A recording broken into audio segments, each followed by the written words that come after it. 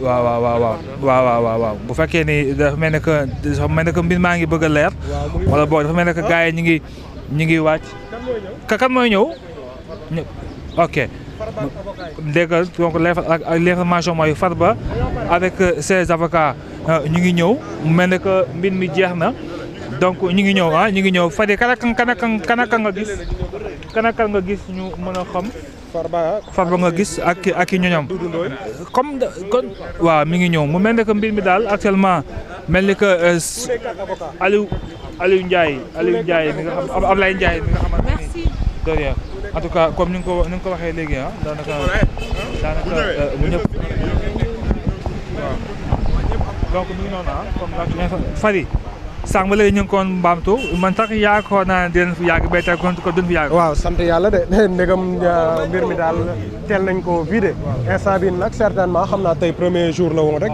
prise de contact ak affaire yu ni mel mu ngi ñëw effectivement. bon mu ngi ñëw mu ngi sol yëre bu vert ànd ak avocat ak waa DIC ñoo ko encadré ngeen gis jotoon na maa filmé mais dañ ma téye nangu sama téléphone ni ma naa ko supprimé. voilà dañ ma téye ma supprimé lépp ngeen seen ko mi ngi nii di ñëw Farba nga voilà c'était compliqué quand même c'était compliqué ma supprimé lépp ba mu set wecci voilà am jaamu ñu bàyyi ba ma génnaat voilà moom mi ngi nii ngeen seen quoi mu sol yëre bu vert ànd ak maître Doudou Ndoye ak avocat am di ñëw alors amaana fii la jëm si yëkkat li nga xam ne mooy cadre voilà waaw il est calme il est serein waxul deful dara voilà ñu ngi dox nii di avancé di ñëw kon donc je pense que tungu ni di teew ñuy nataal ñu xaar ma aussi yëkkati kàddoom. merci beaucoup Bachir ci liggéey bu am solo bi nga def par rapport ak léegi muy xibaar bi gis nga ko Farba moom agsi na fi nga xamante ni moom mooy ci kii xanaa ka ñu bàyyi rek wala boog ñu mën koo préparer def ko ñaari groupe ñoom ñu bàyyi leen ñoom ci digg bi après ñu mën leen a waaw ñoom ñuy priorité gis nga maître Doudou Ndoye mi ngi nii bien habillé à costard comme d'hab très chic gisee Farba ngi nii honorable waaw ñu ngi nii de honorable mi ngi léegi nuyu waaw prenez place yéenay priorité. non mais demandez d'abord. da lay fay waaw boo ñu fayee ñoom moom.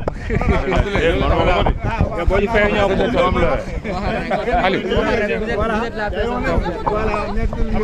maître mën nga décaler nit yi mën nga ñëw nii moom mën na ñëwee nii am yëpp mën na ñëwee nii jege si olof la mën na ñëw olof la wala français. les deux nga résumé ko boy il faut ngeen xañal gars yi non ñëw déedéet doon ci ginnaaw Farba boy xaaral mën nga ñu fi oui taxawal si kanam sax ok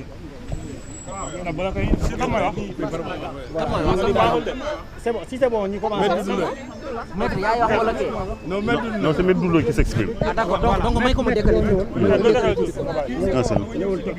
mais avant de tout yoon ñoom ñëpp mën a am quoi cadrage baax na c'est bon pour tout le monde c'est bon allez-y c'est bon allez-y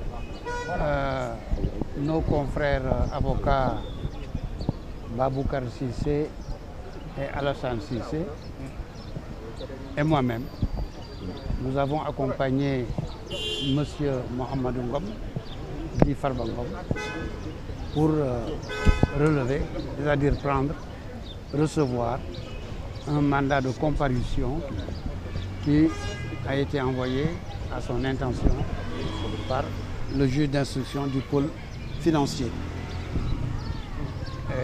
Il doit répondre au juge dans quelques jours. Sauf erreur de ma part, je crois que c'est le jeudi. Et nous l'accompagnerons. Baboucar Cissé, Alassane Cissé, Abdou Dialikan, qui est sur la route de Saint-Louis pour venir à Dakar.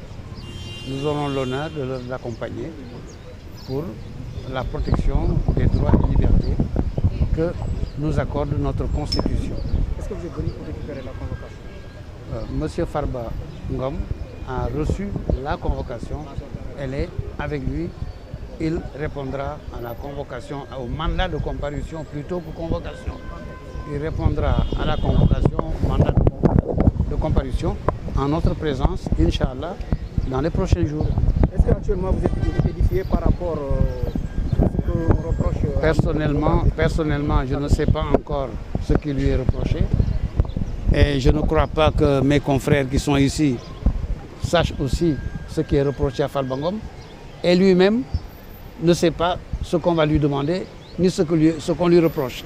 Alors cela fait 3 mois qu'on court, qu'on saute, qu'on danse, qu'on parle de tout et de rien.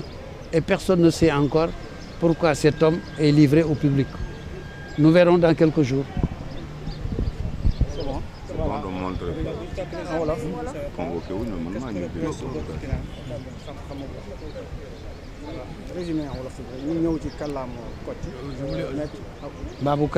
Baboucar Cissé voudrait ajouter quelque chose. Allez, vas-y. Bon, en fait, je voulais compléter par rapport à ce que vient de dire le doyen Ndoye.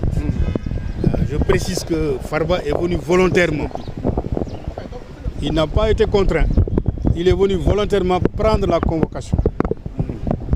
La convocation qui lui est destinée pour comparaître devant le juge d'instruction du pôle financier le jeudi 13 février à 10h.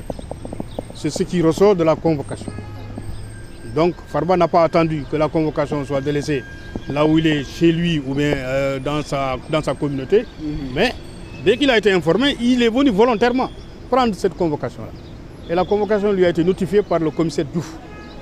Et donc c'est ce que je voulais ajouter par rapport à ce que vient de dire le doyen Doudou. Je peux ajouter quelque chose.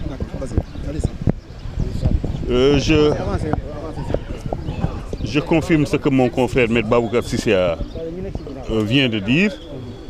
La seule précision à ajouter porte sur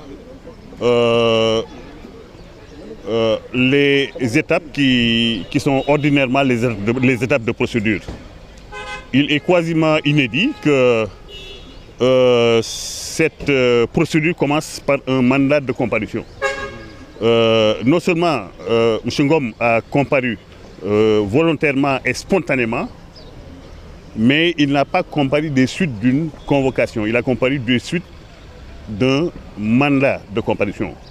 Nous sommes d'accord pour dire que le commissaire, l'officier de police judiciaire qui vient de lui décerner le mandat l'a convoqué, mais toujours est-il que les choses auraient pu commencer par une simple convocation. Encore que cette convocation aurait pu lui parvenir par une voie autre que celle donc, de l'officier de police judiciaire. Mais ce que je tenais à ajouter, c'est que de façon ordinaire, c'est une convocation qui est directement décernée par le juge d'instruction. Il n'y avait pas matière à lui décerner un mandat de comparution dans la mesure où, comme il vient de comparaître spontanément, il l'aurait fait s'il avait tout simplement été convoqué à ce stade de la procédure. Ça, je tenais à l'ajouter au développement que viennent de faire mes deux confrères.